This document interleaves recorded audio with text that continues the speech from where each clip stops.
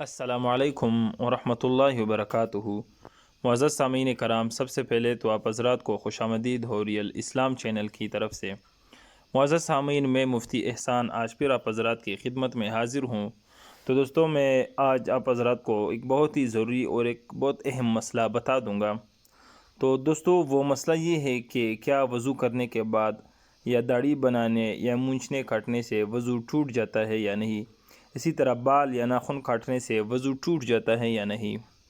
تو دوستو، اس مسئلے کا جواب یہ ہے کہ بال یا ناخن کاٹنے سے وضو نہیں ٹوٹتا، البتہ داڑھی منڈانا اور ایک مٹھی سے گٹھانا یعنی کم کرنا گناہ کا کام ہے، یعنی گناہ کبیرہ ہے۔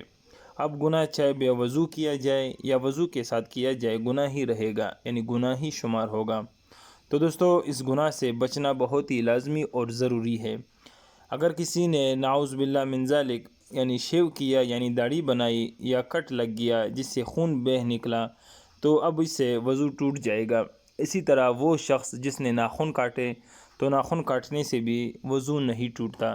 اسی طرح بعض حضرات یہ مسئلہ بھی بیان کرتے ہیں، اگر کسی کا سطر وہ کھل گیا یا یہ کہ ایک شخص نے دوسرے کا سطر دیکھا، یعنی گھٹنے وغیرہ ان سے اوپر جگہ وہ دیکھی، تو بعض لوگ کہتے ہیں کہ اس سے بھی وضو ٹوٹ جاتا ہے، حالانکہ ان سے بھی وضو نہیں ٹوٹتا۔ اس مسئلے کا شریعت میں کوئی ثبوت نہیں۔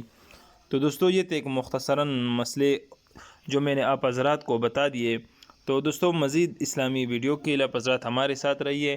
آپ حضرات ہمیں ضرور اپنی قیمتی رائے سے آگاہ کیجیے گا۔ جزاک اللہ۔